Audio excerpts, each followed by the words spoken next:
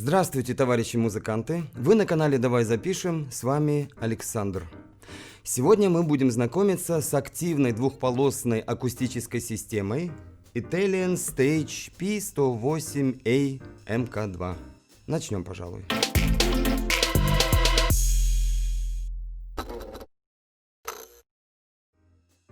И начну я с того, что сделаю малоизвестный бренд Italian Stage узнаваемым, чтобы несколько погасить ваш возможный пессимизм и недоверие относительно названия. Итак, это подразделение Proil, которое занимается производством акустических систем.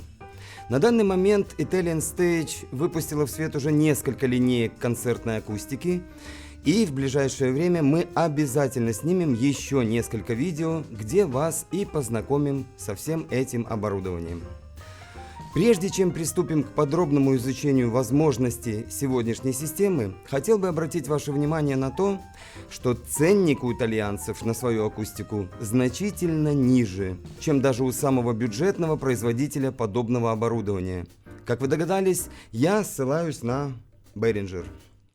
Ну вот, к примеру, эта колоночка стоит 11500.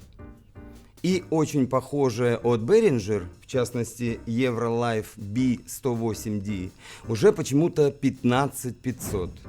И это при том, что начиночка у итальянцев будет поинтереснее. Давайте на это посмотрим. Italian Stage имеет два входа, микрофонный и линейный, с отдельными регуляторами громкости. Behringer один. У первой, помимо возможности подключаться в линию XLR или джеком, есть еще и RCA разъемы для подключения любых проигрывателей и мобильных устройств. Здесь ничего подобного нет. Зато тут есть дырка для подключения радиосистем серии ULM. Частотки можно подкрутить и здесь, и здесь. Водрузить на стойку оба 6-килограммовых экземпляра предусмотрено. Соединить с подобной колонкой и сабвуфером в обоих случаях возможность имеется. Ну и момент, которым не нужно пренебрегать – транспортировка. У Italian Stage реализована через удобную ручку сверху, у Behringer через вашу собственную фантазию. Как хотите, так и носите. Что же касается главных характеристик этих колонок, то они также очень похожи. Динамики у них 8-дюймовые. Твиттеры здесь 1, здесь 1, 35. Частоты у пройловского детища 60-20 тысяч Гц, у оппонента 55-20 тысяч.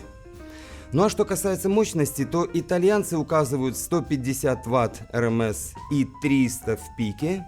Behringer, как всегда, в своем репертуаре любит писать только максимальные цифры. И это 300 Вт.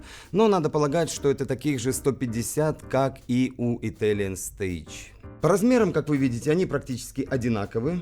По весу, я его сегодня уже упоминал, почти так же. 6 килограммов P108A и на 200 граммов потяжелее B108D.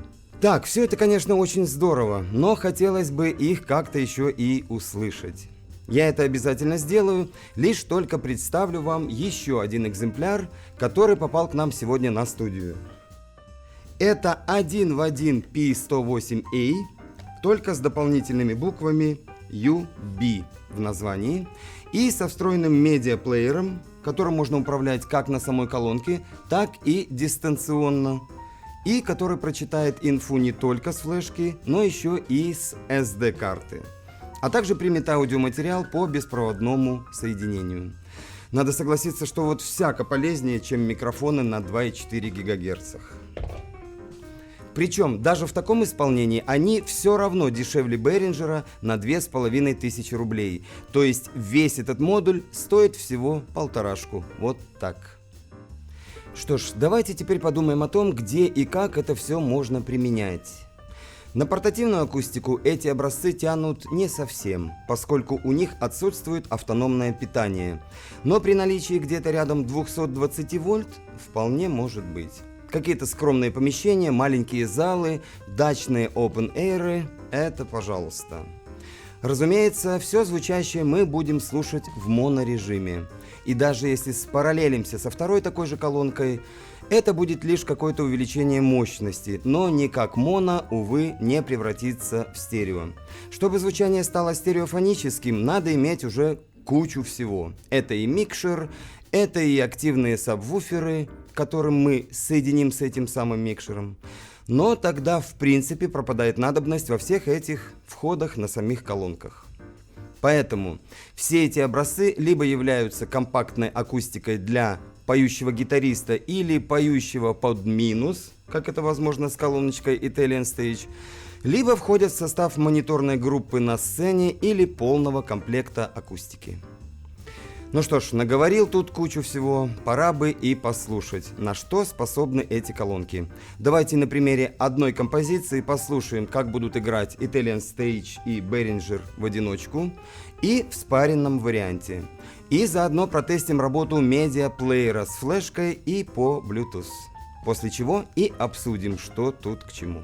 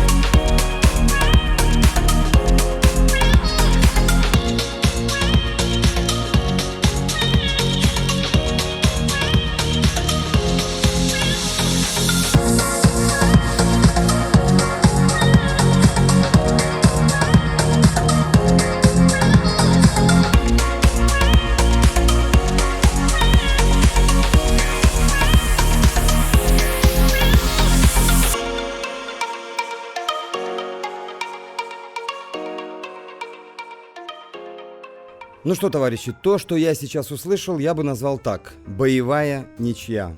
Да, у Behringer была попытка больше выиграть по низким частотам. Ну, видимо, за счет запаса вот этого 60 и 55 Гц у Behringer. Но по общему саунду я бы сказал, что они совершенно равноценны. Чего не скажешь о цене. Все-таки итальянцы минус 4000 рублей. Вот и думайте. Друзья, на этом все. Если какие-то впечатления у вас появились, пожалуйста, пишите, будем ждать. Это канал «Давай запишем». Всего доброго. Включу Bluetooth, он пим-бим. Это телефон, вот руку. И я выше. потом, Так, вот возьму, так. просто нажму трек, он заиграет, и Да, все. все, вот здесь, давай. Так, все, включаю. Еще раз все сначала.